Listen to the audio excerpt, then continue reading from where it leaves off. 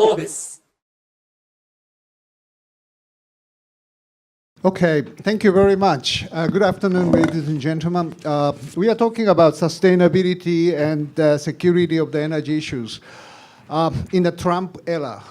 It is the era of uncertainty or unpredictability in a historical sense. I joined in the inauguration ceremony of Mr. Trump in January this year.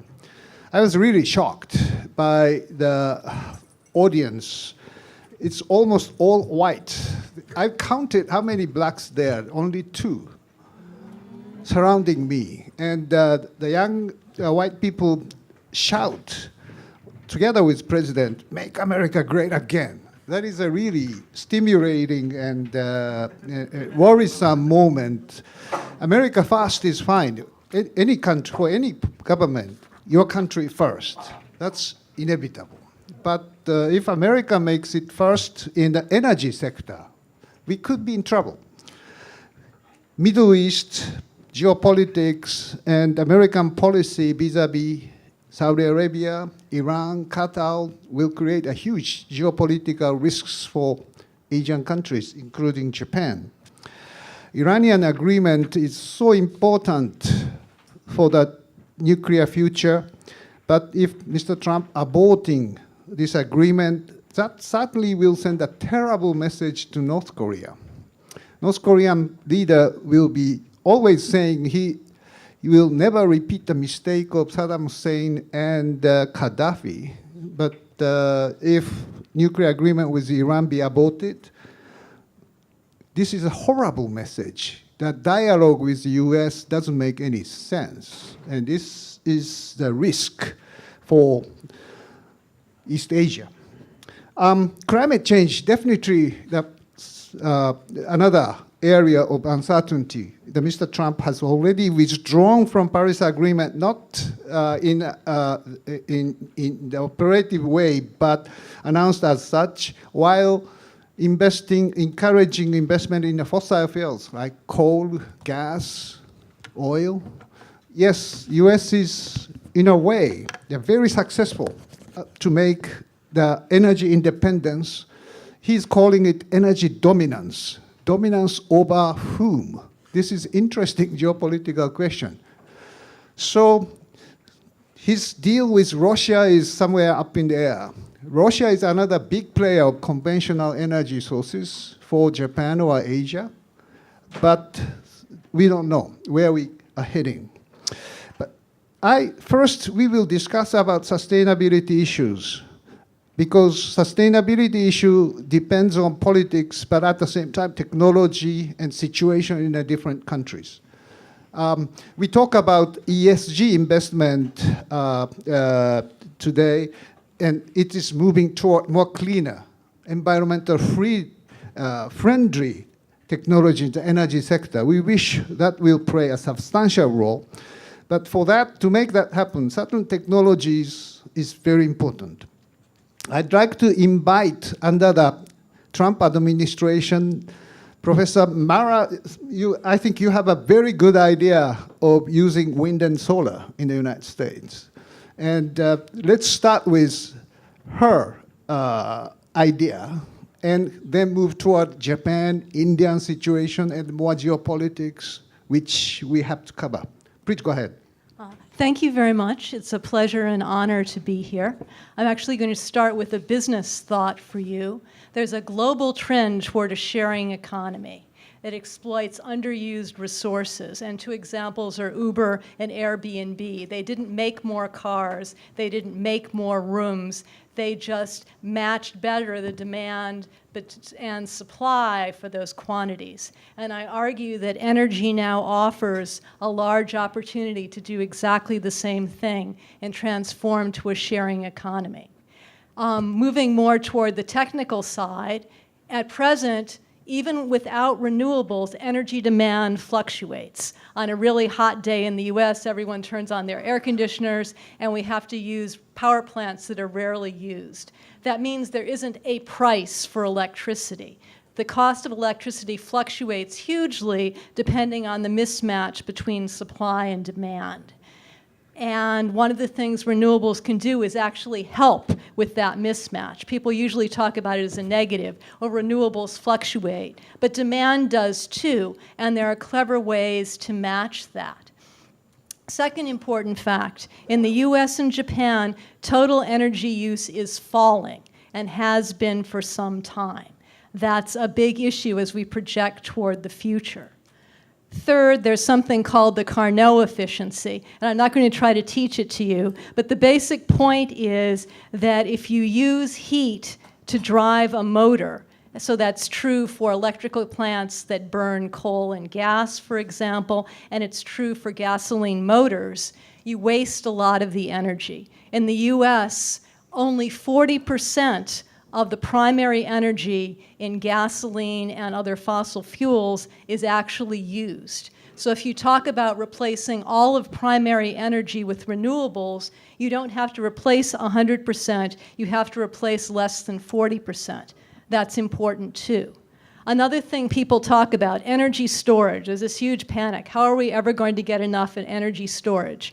Right now, today, as we sit in this room, the US and Japan have more than enough energy storage. The gasoline in the tanks of the cars in US and Japan is roughly 3 days worth of energy supply, total energy use for the entire country. So if we could actually exploit that storage, there would be no storage problem. So what I'd like to have as a summary then is sustainable conversion to 100% renewables is possible if all the cars are converted to electricity and the people with electric cars share the storage in their batteries with the grid, so it becomes a give and take between them. This does not require any technology that does not exist today. That's done with numbers that are true now. And from a social perspective, this means we're going to move from a corporate energy extraction delivered to consumers to an interdependent web where what corporations control is the distribution between different things. And this is actually a return to the past. In the old days, if you had to gather and chop your own wood, you extracted it, you stored it, you used it, and if you didn't have enough, you used it less. So that management cycle is now, I think, going to be repeated on a global scale. And my last point is I'm talking about the US and Japan, but developing countries can do a leapfrog too, and India is doing a good deal of this. You can have solar that delivers directly to cell phones and LEDs, for example, and bypass that entire energy extraction part and return to local control immediately. Thank you. Even, and Mara, I think it's a very good expose of what's the American situation, but even for US and Japan, I think, yes, that's true. First, primary energy demand will decline, but electrification continues, means electricity generation is increasing a little bit. Yes? Correct, right? Yes. But that's the trade-off, that you trade off other fossil fuels against electricity. Mm-hmm. That's what's happening in the US. Basically, we're burning less coal and we're replacing it with renewables and natural gas. Coal has been greatly decreasing, and that's a combination of natural gas and renewables. Wind and solar are increasing rapidly and are projected to continue to increase. And on the sustainability front, at the current rate of addition, if we roughly double it, which is not unreasonable, we would replace all energy in 30 years, and that's sustainable because renewable sources last roughly 30 years. So it would be like painting the Golden Gate Bridge to the end and starting over again. You'd have an industry that would last forever where the generation continues. Because if you do it too fast, suddenly you have a lot of people who had jobs that you don't need anymore. So 30 years is a very realistic time scale for this transition from an engineering and an economic point of view. Thank you. Tezuka-san, what do you think? I mean, Mara said 100% renewable is possible. Do you accept? Do you agree? Being graduated from all same physics department, but I don't want to challenge the Harvard physics professor over what can be possible using the same technology. But I'd like to share the more pragmatic or the current status of the renewable energy. In the past 5 years, the worldwide investment onto the solar and wind is more than $1,000 billion. Also, in addition, billions of dollars subsidies are allocated. Then they are generating, they have a 480 gigawatt capacity right now, which is just 3 to 4% of the global electricity supply. So it is very long way to go. In the case of Japan, the subsidy level is so massively or prohibitively expensive. Japan, same 5 years, spent a lot of the subsidies or using FIT and building 34 gigawatt solar. But the cost of those solar panels, 1.8 trillion yen per year, and this cost is going to continue next 15 to 20 years because of the guaranteed purchase price. And so it's really costly investment or subsidies for the current the solar and the wind technologies. The many renewable advocates are claiming that the world is now generating about 20% of total world energy consumption from renewables. That is true, but out of that 20%, only 1.5% is from PV and wind. Rest 18% are from classic hydro or biofuel, which is basically wood. So there is some kind of misargument, or the reality is a little bit different from those rosy pictures. So even though I accept that the renewable energy is a way to go in the next decades or next century, but we need to struggle a lot because we don't have enough cheap, reliable, dispatchable energy source yet. While, very ironically, United States has abundant, more than 100 years of the stock of natural gas available because of the natural gas or shale gas revolution. So those renewable energies need to compete against those abundant fossil fuel, which is getting cheaper than previous years. So the energy and the energy supply and demand, the picture is going to change the next decade because of this kind of conflicting interest and the changing situations. Thank you. Tezuka-san, you are mentioning about the cost of renewables is very high. I agree. And the extra fees by the feed-in tariffs will create a problem for the future, and it is continuing. But at the beginning, certainly this kind of assistance is necessary to stimulate the generation or deployment of the renewables, and it's always the case. Japan is a little behind the schedule compared to the Europeans, but you think this kind of support isn't necessary for... I'm not claiming about supporting new technologies to be developed with some kind of political support or subsidies, but the premature massive deployment of the massive deployment subsidies to premature technologies is more harmful than beneficial. In the case of solar, just recently, one of the biggest Japanese electric apparatus company decided to shut down the solar panel production in this country. And many other German, American solar companies like Solindra or Solar, I don't remember the name, but bankrupt. And now, the most of the solar panels are being produced in China because they have excessive capacity supported by the government, and they are selling those panels at the very cheap price. Whether it's cost the recovered or dumping, we don't know, but proliferated all over the world. So this is not necessarily supporting the technological development, either technological development or sound economic development in the country like Japan. Okay, let's talk about India. Narendra, what is the situation in India? Thanks for the opportunity. There are two worldviews when it comes to energy. One is OECD worldview, the rich countries, and there is another non-OECD, and there is a huge difference the way these two blocks, if it is the right term to use, they look at energy as a whole. We have roughly 1.7 billion people on the planet without electricity, many of them in my part of the world, Africa, Latin America, and beyond. We have close to 207 billion people living below energy poverty line. 2.7 billion below energy means some of these people have some access to electricity, but not really to the extent that they probably need.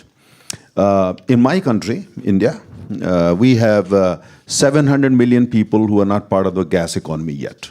They are not part of the natural gas economy yet. Some of them have LPG, but not natural gas. And we still have a substantial number of people who don't have access to electricity in India. Then if you look around Bangladesh, Indonesia, Pakistan, Nepal, beyond Africa, Latin America, the story changes. So why I'm sharing these figures with you, that's how we look at it. So the challenge we are facing in India, that this transition from fossil fuels, because 90% of energy that we use today is actually fossil fuel. But at the same time, we have signed the Paris deal, and we have decided not to follow Donald Trump. We have decided to stay on, actually work for it, because we have to leave the planet for our grandchildren in a healthier shape. We are committed to it, though we are not as rich as the United States. But we have made the commitment. And so therefore, we are working on the transition. Now, we have already launched a very ambitious renewable energy plan, which is to generate 175,000 megawatt of renewable energy by 2022. And now the government is very keen to revise it, to take it to actually beyond 200,000 megawatt. And what we are witnessing in India today is solar power revolution. It's really revolution. You come to the country, talk to even the most illiterate, the poorest, and he or she is also already talking about solar power revolution. So that's the kind of landscape. But having said that, and set such goals, energy transition for us is a huge challenge. How do we manage it? Managing the energy transition is a huge challenge, because we are very much a fossil fuel-driven country. Now, what my personal view, as a person who tracks energy very closely, I don't think there is alternative to oil as a main source, as a mainstay for us. I'm talking strictly of India, for at least for the next 35 years. Unfortunately, no alternative. Natural gas, no alternative for maybe next 60, 70 years. Coal, no alternative, whether we like it or not, for next 40, 45, maybe 50 years. This I'm saying that, because we generate roughly 320,000 megawatt of electricity every day, but that's for 1.26 billion people. Per capita is very low, And today we have 1.18 billion mobile phones, which means even the poorest of the poor can see how people live in New York or Tokyo these days. So they have aspirations, energy aspirations. And we are a democracy. If you don't meet that, you're thrown out of parliament, out of power. So you have to do something about it. Now, so my own assessment is that oil is going to be important for us. We are pushing renewables as far as we can. Probably the fastest, at least in the emerging economies. We are doing that. But at the same time, we have to exploit more coal. We have to bring more natural gas from wherever we can. We import roughly 50% of our total requirement in natural gas. We import 82% of our total requirement of oil we import. And we probably this import dependency is going to go up to 90% when it comes to oil. That's why Middle East is very important for us. And we are now importing oil even from the US recently. We just bought the first parcel last week, actually. And natural gas, LNG, of course, from the US, among other countries. So now, how do we manage the transition? It's a huge, huge challenge. And this is for India, and there are many other countries. Africa has yet to wake up to this thing, and Africa is going to be there tomorrow, maybe another 10, 15 years. Now, to conclude, my own view is that you never know unless there is a major breakthrough from her lab or some other lab. We don't know that. But suppose there is no major breakthrough, I think we are going to see oil plus coal and renewables all growing very fast over the next 30 years. And then after 30 years, probably is going to be more renewable plus natural gas, the following 30 years. And 2060 and beyond, since we are also pushing nuclear a big way, is going to be more nuclear and renewables. As far as I'm concerned, there is no difference between nuclear and solar, particularly because solar is also nuclear power. Sun is a nuclear reactor. So, yeah, sun is a nuclear instant. Fusion, but it's a nuclear reactor. Fusion. Yeah. So which means that, we are moving in that direction, but managing the challenge is this thing. And the last thing we want to achieve in India, we know energy independence is not possible, but energy interdependence. But to build in a global architecture, which is good for both emerging economies as well as emerged economies. Thank you. Thank you, Narendra. I fully understand that for the poor countries at this moment, like India, yes, energy poverty issue is important. Alleviating energy poverty or to achieve the access to the electricity is certainly the very politically necessary condition. But with affordable cost is always the big challenge, right? And if India takes the United States or Europe as a model for the future prosperity, I mean, we need 2 or 3 more Earths in the resources to support it. And then comes the Africa.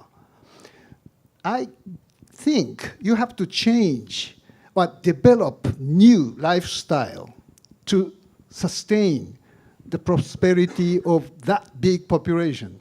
China succeeded already with coal, unfortunately. India cannot repeat that same path. Do you agree with that? Well, philosophically, yes. And I love philosophy. But how do I go and tell the people that it's okay with the US, it's okay with Europe, it's okay even with China, but it's not okay with you? You have to develop new philosophy. We live in a shrinking world now. We live in a very small world. Actually, it's becoming a small village. So I think if any alternative model of development in terms of energy that needs to be developed, that probably needs to be developed fast in OECD countries, we'll take it from them.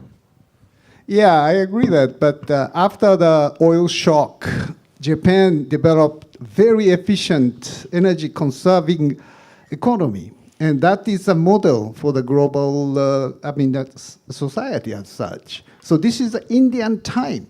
You will develop the green economic development model. Don't you agree with me? A very good question. You see, you could do that because even by that time you were part of the OECD. Sorry to say, but you didn't have too much on defense, which we have to. And big part of our budget goes for defense, unfortunately. And our geopolitical climate in our part of the world is completely different. But in our case, what we are trying to do is basically to push renewables as hard as we can. At the same time, using energy in such a way, in a very, look at the LED revolution in India for that matter.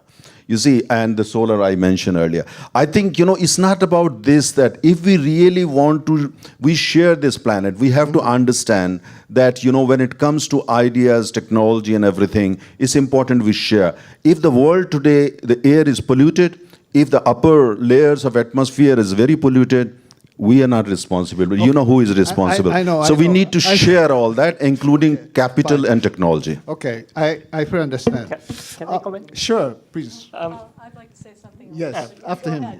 Tezuka-san. Yes, thank you for your comment. And I happen to be the chairman of the India-Japan public-private the partnership meeting between the India-Japan iron steel industry in the past 5 years, which is basically focusing on the transferring Japanese energy efficiency technologies to Indian steel industry, supported by government of Japan and the Indian government. And we have been working hard how Indian steel industry, we know they are building new steel mills every year, and how they can equip the currently best available technologies to save energy consumption or resource consumption.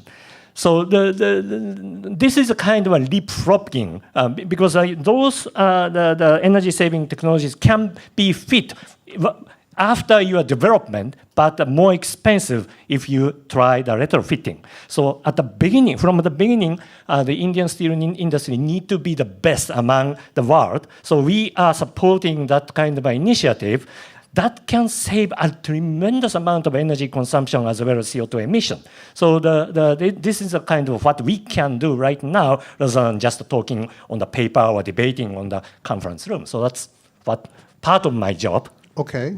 Mara. As a famous Boston politician, you said all politics is local. And that's true for energy as well. And that's true not only between countries, but in the US. And you were saying that the renewables are painting a very rosy picture, and you chose the global numbers. But I'll flip it for you and say that Denmark has several times generated more than 100% of the electricity used in Denmark through wind, and they've exported it. On sunny summer days in Germany, an advanced industrial country, more than half of their energy is generated from solar.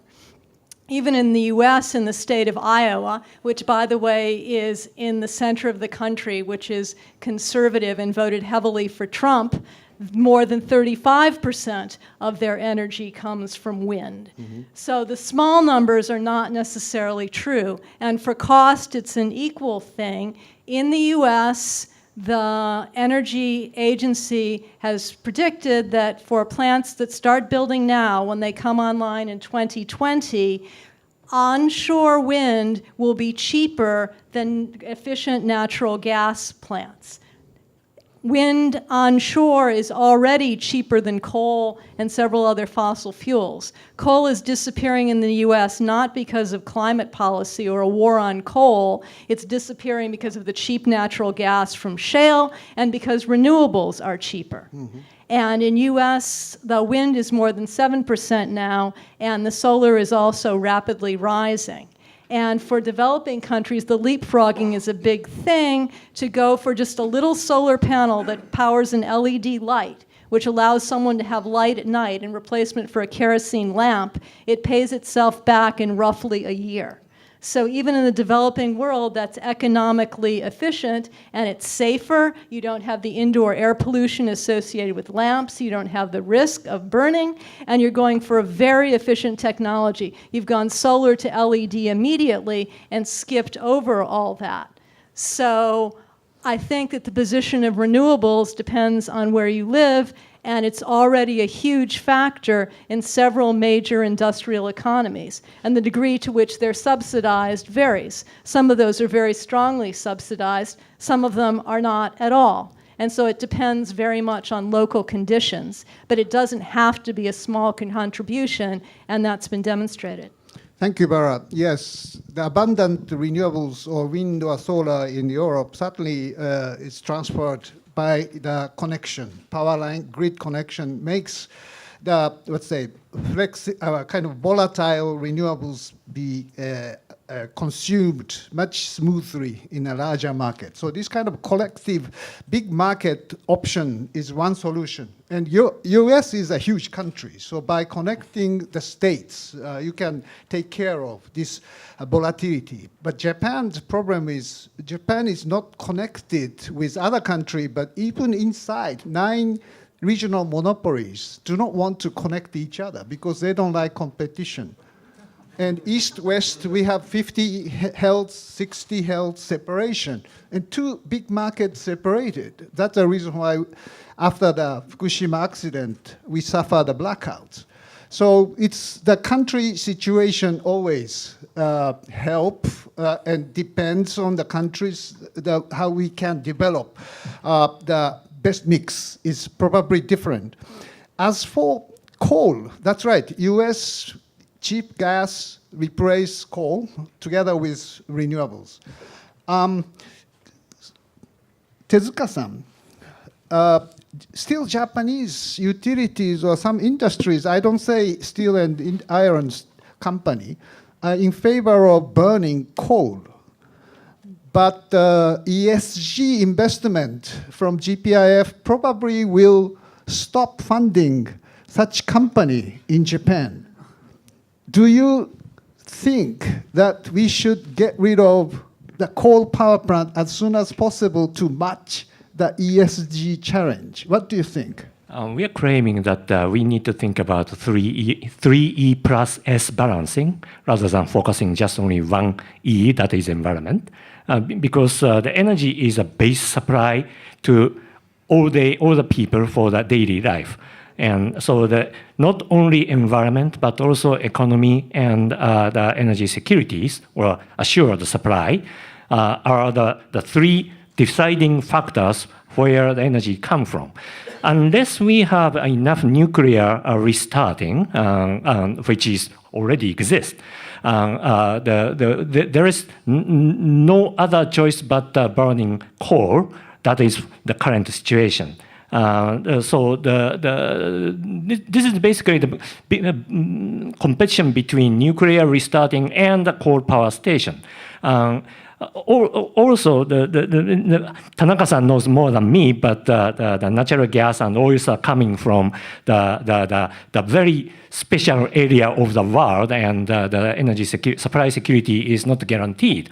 But probably one of the possible game changer is that the availability of natural gas in the United States, and the US is now building seven big LNG exporting facilities, and 5 are also planning. So if they are capable of assured supply of natural gas, then there is going to be a competition between coal and natural gas in Japan, and natural gas is much cleaner, that is no doubt. So only focusing on the environment and particularly the climate change, the global warming or CO2 emission is not a solution as far as energy supply concerned in the short run. Thank you. Well, you touch upon the nuclear power. Let's talk a little bit about the future of the nuclear power. Mara, you mentioned about solar and wind, but certainly nuclear power does not yield any CO2 if it's properly managed, very safe, cheap power source. In your calculation, you don't put any nuclear power into the equation? I did not put any nuclear power in, and that's because it's not an engineering issue, it's a policy issue, and I'm on the engineering side. We know how to make reactors that work, but the politics of the risk we're willing to associate with that and what we do with the waste are unresolved issues everywhere in the world, and they are way above my pay grade. So I simply did the exercise of could it be done without nuclear, without arguing that the only reason for going for renewables is climate. There are a lot of other reasons. There's pollution and the environment, just sulfur dioxide, nitrous oxide, acid rain. There are the particulates that people breathe, particularly in big cities. Paris has had an alternate day ban on licenses because the pollution is so bad there.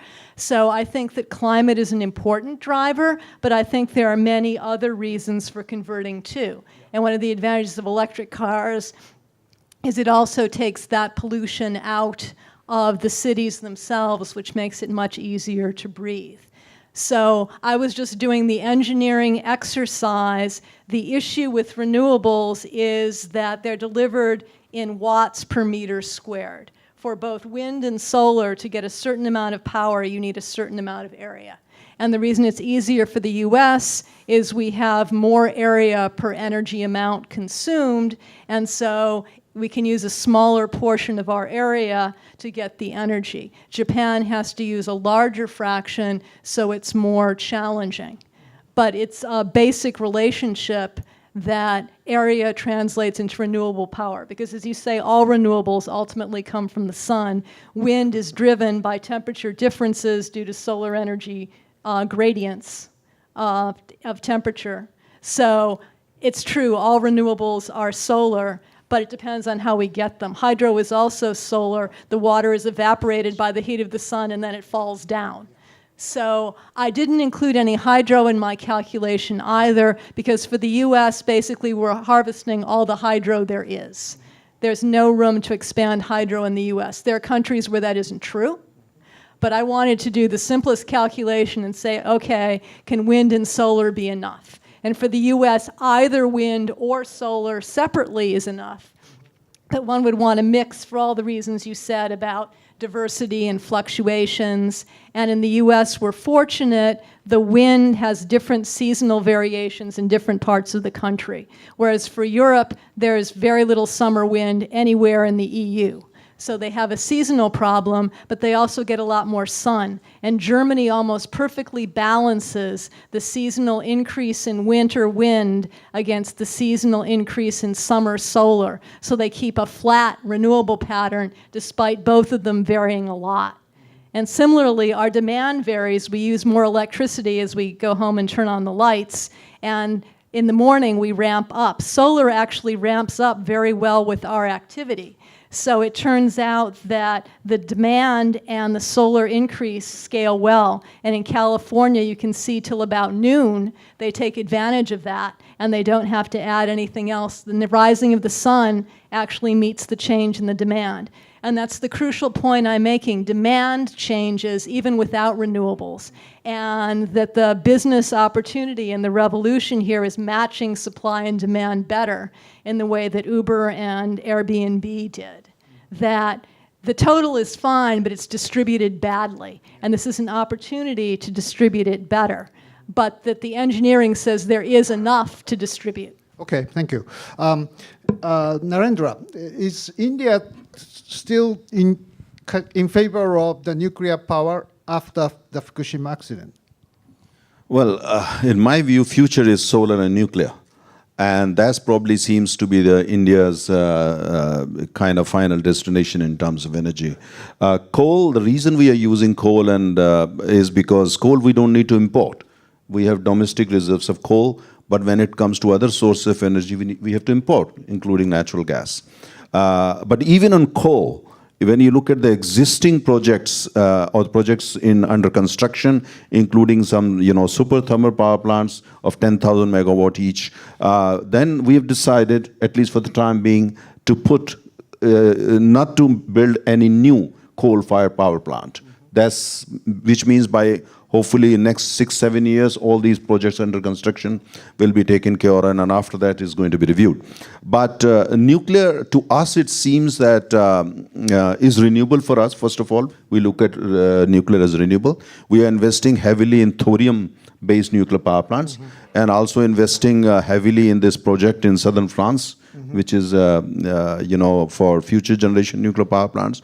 And we hope that once nuclear power becomes absolutely safe, then probably we'll go for constructing more power plant. But even at this stage, we are planning to construct 10,000 megawatt each, 2 nuclear power plant farms, we call them farms, and investing heavily in nuclear. We are aware and sensitive to the fact we are a densely populated country, and we all, of course, Fukushima was a kind of a shocker, and we have learned from that. But at the same time, if we have to mobilize energy for every single Indian, which seems there is no alternative, we can't say goodbye to nuclear. We need to stay invested and see what can be done. At the same time, keep a very close eye on safety standards and regulations and the new research in that field. But having said that, at the same time, as I said, managing energy transition for us is going to be very, very challenging, more challenging than even China,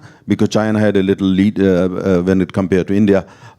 And in the meantime, we have to face opposition, we have to face resistance, we also have to face, I go to a lot of these conferences, we also have to face climate change ayatollahs, green energy ayatollahs, and people who have different ideas. But we are committed that we want to be a very responsible energy producer in the world, sensitive to the requirement in terms of climate change, but at the same time making sure that every single Indian has access to more energy.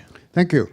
I don't think there is an absolute safe nuclear power, but passive safety, inherent safety could be achievable. But as you say, after the Westinghouse situation, the current business model of light water reactor system doesn't work. Even in the United States, the running nuclear power plant is losing the competitiveness against renewables, against gas. So building the new power plant of the big light water reactor could be very difficult, even in any country. I mean, maybe it is only possible in India, China, and maybe Russia. Korea is changing the policy. So advanced reactor system is probably thorium or not, but some advanced system, fourth generation reactor is the only way to convince the public that that could be a good idea. Tezuka-san, do you agree with that statement about the nuclear? How can you get the trust back? The future nuclear is as you have already described. I think that is we need to have a next future generation. The reason I touch upon the restarting of nuclear Japan is that there is no difference between the stopping, idling and stopping nuclear and running nuclear. In the risk and also the waste generation. So we do have the more than 40 reactors idling with nuclear waste and nuclear fuel. So why don't we recover the value out of those? That is a reality. That's why I said that we do need a current reactor. Okay. Future technology we do need, of course. Thank you. Before going to the question and answer session, I just want from each of you the comment about electric vehicle. Do you think this EV will be the real thing to change the demand structure of petroleum or diesel cars? Are they deprived of these internal combustion engine cars as France and UK and maybe China will decide to that direction? Do you buy that electric vehicle for yourself? I don't have an electric vehicle, but I intend to buy one.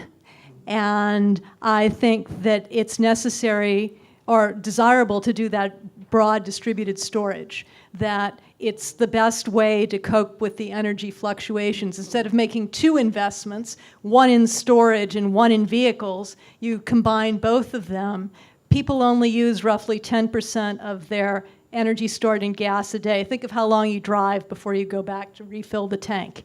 That energy just sits in your car wasted. If you cycle that every day as stored renewable energy, that's a very efficient use of resources. It doesn't require any other technology. How about India? We have taken a policy decision, in fact, just a few weeks ago, that by 2030, that's about in 13 years from now, we will stop registering fossil fuel or petrol, diesel cars in all the big cities. Yes, that decision has been taken at the cabinet level, which means that if you want to drive a diesel or petrol car in big cities like Delhi, Bombay, Calcutta, you can do it now, but 2030 you will have to replace your car by an electric car, and which means that there is a huge now drive in direction of generating more electricity, so that we can power these vehicles. And this is something on which the government is going after very seriously. A separate cabinet committee has been set up, including 4 heavyweight ministers, to ensure that by 2030 this project is achieved. And good thing is that it is getting great support from the people concerned. And also, only people who are complaining are Toyotas and Hyundais of the world. Thank you very much. Tezuka-san, what would this EV kind of direction means for Toyota? Because of the industrial 4.0 or whatever, that electric vehicle will definitely change the automobile industrial sector dramatically. Can Japan survive without the victory of Toyota's engine? How I can explain? The current the booming of electric vehicle, particularly stimulated by the UK and France, is a kind of political decision rather than the very carefully the studied the cost and the benefit analysis. So whether it is good or bad is totally depend upon what kind of supporting policies they are going to employ. Because in the case of US, I read the article that 90% of the subsidies went to the electric vehicle, particularly in California somewhere, went to the subsidy money went to the top 10% richest people. So this is really the redistribution of wealth from the ordinary taxpayer to the very rich people. Those rich people are driving electric vehicle not because it is environmentally friendly, but because it is comply with HOV line the regulation. Means you can pass fast in the highway without the facing the congestion. So if for the first time it's fine, but the massive deployment is another issue. How the government are going to promote EV system is the very serious policy challenge. Another externality issue is a battery. The battery production is a core or key of the EV. And I read the article written by the Norwegian university that the life cycle assessment of a lithium-ion battery, producing lithium-ion battery use more energy and emit more CO2 than the ordinary gasoline cars 20 years life of the consumption of gasoline. So the improving the battery technology is definitely one the area we still need to focusing on, and of course including the recycling or reusing those batteries. Okay, well, let's open the floor to the questions at this moment. Please go ahead. Yes, very interesting discussion. I was just curious. What is the viability at this stage of fusion energy? We hear about it. It has a long way to go. I know Lawrence Livermore Laboratory is doing quite a lot in that space. But from your vantage point, where are we in terms of fusion energy and potential viability? How many decades away? Okay. Another question? We will take 2 or 3 at the same time. There's no more question? Okay, go ahead. Okay, please go ahead. You mentioned the southern France, the European project, which is an international project on nuclear fusion. I understand China is also doing a project. If there are really disruptive, breakthrough, transformative energy technologies, and it might not be nuclear fusion, it might be something else, and I guess there are a range of classified energy technologies that are not in circulation as well. What do you see as the implications for how they're rolled out and how they're distributed internationally as well? Thank you. Maybe one more question there? Microphone. Isan Sivanaya from Kyoto University. So you've talked a lot about energy sources, and it seems to me that actually energy supply isn't so much an issue as how to deal with things like emissions. That seems to be the driver behind, for example, electric vehicles and so forth. But for example, in the case of the electric vehicle, you're just moving the source of the emission from the production of electricity from the car, the emission coming from the car to the emission coming from the power station. Now, so ultimately, if it's not a problem of the energy supply, but rather the result of the energy supply being the fossil fuel, then how do you consider the policies of adding cost to electricity? Sure. Okay, who wants to answer the fusion question? Physics? Okay. I'm 58 years old, and fusion has been around the corner since before I was born. And that it's a hugely complex technological problem. Fusion is easy. There's an MIT website. You can make it in your basement tomorrow. It's cheap and simple. You just lose energy doing it. The key is to be able to control it and to have an energy win and then to make it affordable. And the roadmap to that is nowhere in sight, even if the science was there. So the business model is extremely unclear, even if the science were present. Yeah, I agree. It's science rather than energy. But we know that ITER in Kadarash is moving with huge amount of money. But also there are many innovative ventures on the fusion. in North America. One of them could succeed, and it could be a breakthrough, but who knows? This is a very strange technologies, which using the very unusual, let's say, innovative fusions. We'll see. That is Tri-Alpha, Yes. Tri-Alpha company, Yeah, right? Tri-Alpha is one. There are several of them. Who wants to answer this second question about supply, not only supply, but the whole life cycle, let's say, assessment is needed? Maybe Narendra. Yeah, I think very interesting. This is because many of us in the energy circles in my part of the world, we argue, we say electricity is not energy. So whenever there is a conference debate, we say, well, electricity, why do you bring in electricity? It's a product. It's not really energy. Of course, it's debatable. And, but this argument often, crops up. And like in case of India, we are making this mandatory in all the big cities, electric cars. But the question remains, we will need to import more natural gas probably from Qatar, the United States, Australia, and all that, Mozambique, to generate that electricity. The only thing is all these plants are going to be probably located in the coastal areas. And then we ship, electricity into all these big cities. So you are absolutely right, and that argument is very, very much there. But I think it's more aimed at that, how do we decongest our cities and make our big cities, like my city where I live in New Delhi, home to 20 million people. So a little bit more so that you can breathe easy a little.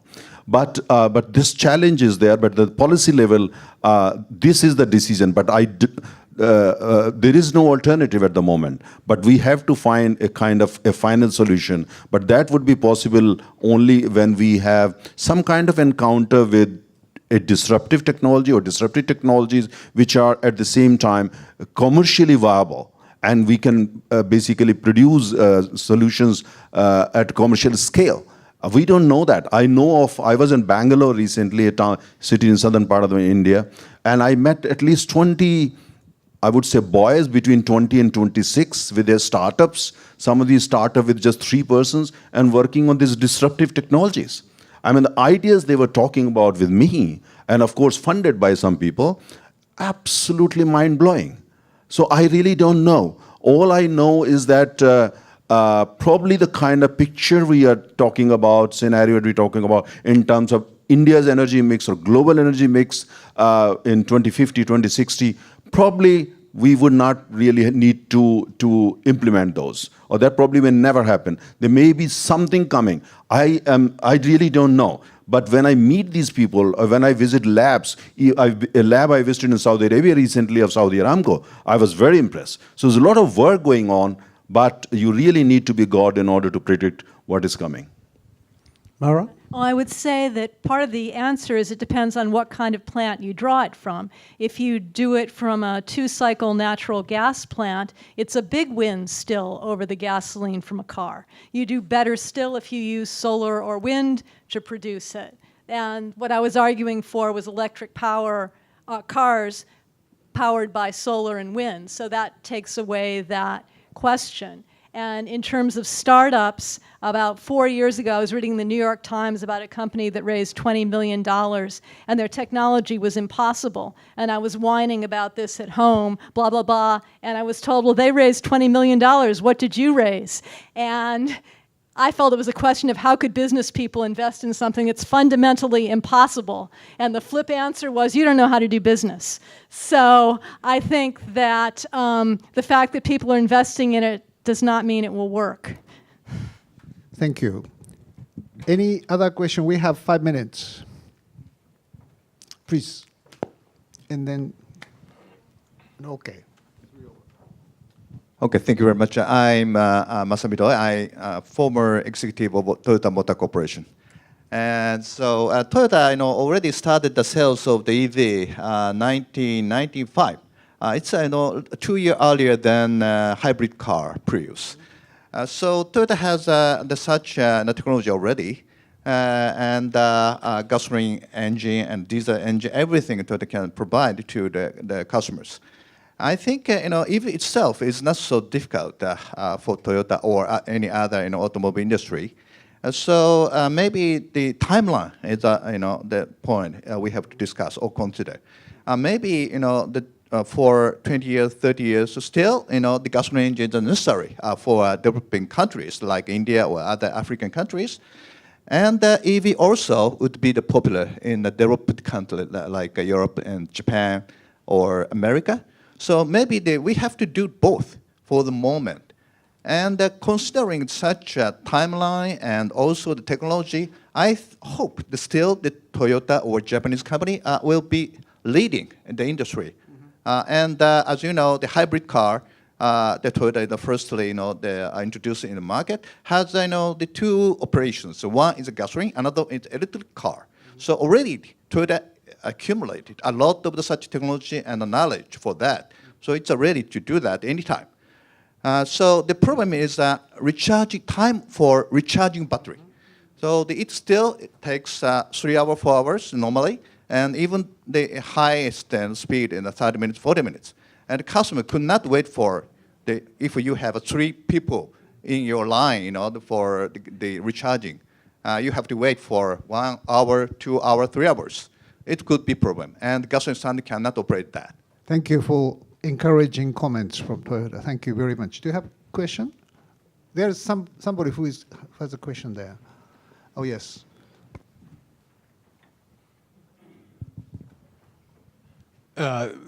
Professor Prentiss, earlier when you were answering the question on nuclear, you said it was a political issue. That's why you did not include it. But it seems to me that even the question of EV is going to be a political issue. It is already a political issue in the following sense, because one thing we're not thinking about is the opportunity, the alternative to coming up with an EV policies, because otherwise you're going to continue building gasoline-powered cars, which will continually increase to the pollution and put more pressure on the use of oil. So it seems to me that countries will have to take that decision, because otherwise the world there won't be enough, there'll be too many gasoline engine cars going forward. So I wonder whether you think it's also a political issue in that sense. Well, all of the energy decisions are political issues. Whether you pay people the feed-in tariff price for their solar or the wholesale price for their solar is a political decision that makes a big difference on whether installing solar is right for a given person. So all these energy pieces are political. I just separated nuclear because it's known to work as a technology. We know how to make nuclear reactors. That part isn't a question. For these other pieces, many people publicly question whether renewables are possible. So I devoted a good deal of effort to looking at the engineering numbers involved in that. And part of the idea would be not to think of them like gasoline cars. I was arguing that they are, in fact, plugged in most of the time, because mostly we don't use our cars. We drive to work. In the US, the average car is driven 30 miles a day. You drive to work, you drive home, you maybe stop at the grocery store. So you could be plugged in all the rest of the time. It's a problem only when you're doing a long distance trip, you've used your whole battery, and now you don't want to spend those 40 minutes stopping and having snacks. So for long distance driving, it's an issue, but I'm arguing for the day-to-day, it is like the Uber and Airbnb. We just have that storage sitting there in our gasoline tanks and have for 50 years. Why not just reuse it in all the time we're not doing it? So it would just be plugged in everywhere. Thank you. Do you have comment, Tezuka-san and Narendra? Any new technology switch, flip-flop, in 5 years, give consumers better value, like this. This replaced the cable phone in probably 5-10 years. This is a real change, simply because this provides better value to the consumers. Electricity is a pure commodity. There is no sexy electricity at all. So the price matters. Sustainability matters. If consumers may not choose any unsustainable, more expensive electricity, no matter what it is, better using the rocket science kind of technologies. So that is a challenge of energy revolution. That is why the transformation from the current the fossil fuel world to the next generation of energy world may take decades. That is my theory. Thank you. Narendra. Yeah, just a quick point. I think I'm a great supporter of green energy and spend a lot of my personal time on promoting green energy in India. But still, when I look at in a crystal ball, 2050, I don't think the share of renewable energy in global energy mix is going to be by 2050 is not going to be more than 40%. Well, thank you very much. Well, time's up, so we have to conclude. Thank you very much, Dr. Balke, about this politics and nuclear. In fact, nuclear power was cheap, safe, clean energy source. That is the reason why Japan has started. But if North Korea is shooting the missile over us, there's another argument for the national security. This is a very different argument. Now we have to make a judgment. Do we have to give up nuclear power or maintain it somehow as a balance? We don't have any idea of building the nuclear weapon. Of course not. But potential power of nuclear is very politically necessary for the current Japan. By the way, my, let's say, conclusion about when I was the head of the IEA, to make that long-term huge investment of energy infrastructure, we need to have a very stable government policy, very predictable for the future. Otherwise, nobody wants to put a huge amount of money for energy infrastructure. So unpredictable, uncertain world, that is what we are facing. But government should definitely be very, very certain, predictable, committed for the long-term policy. That is what I learned in the IEA. Thank you very much, and I wish you all joined us to thanking the panelists.